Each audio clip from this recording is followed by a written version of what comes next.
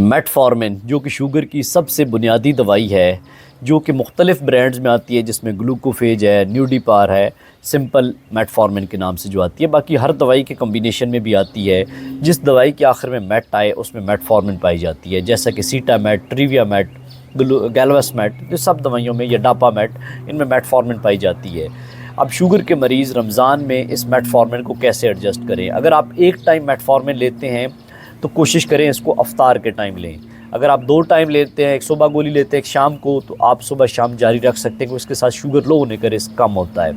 اگر آپ 3 ٹائم لیتے ہیں، ایک گولی صبح، ایک دوپہر، ایک شام، تو صبح والی اسی مقدار میں لے سکتے ہیں سحری میں، دوپہر والی جو ہے وہ افطار کے ساتھ آپ کمبائن کر سکتے ہیں۔ اگر آپ لانگ ایکٹنگ والی لیتے ہیں، جیسے کہ گلوکوفیج 750 ملی گرام ایکس آر کی فارم میں آ رہی ہے، تو وہ آپ دن میں ایک ٹائم کسی بھی وقت لے سکتے ہیں۔ تو ضروری یہ ہے کہ آپ اپنے ڈاکٹر سے ضرور مشورہ کریں، وہ آپ کی میڈیکل کنڈیشن کو دیکھ کے آپ کی دوائی کو ایڈجسٹ کرے، تاکہ آپ کے شوگر لیول بھی کنٹرول میں رہیں اور آپ کی دوائی بھی آپ کو نقصان نہ پہنچائے۔ تو آپ کمنٹ سیکشن میں بتائیں کہ آپ روزوں میں کس ٹائم میٹفارمن استعمال کرتے ہیں۔ اللہ حافظ۔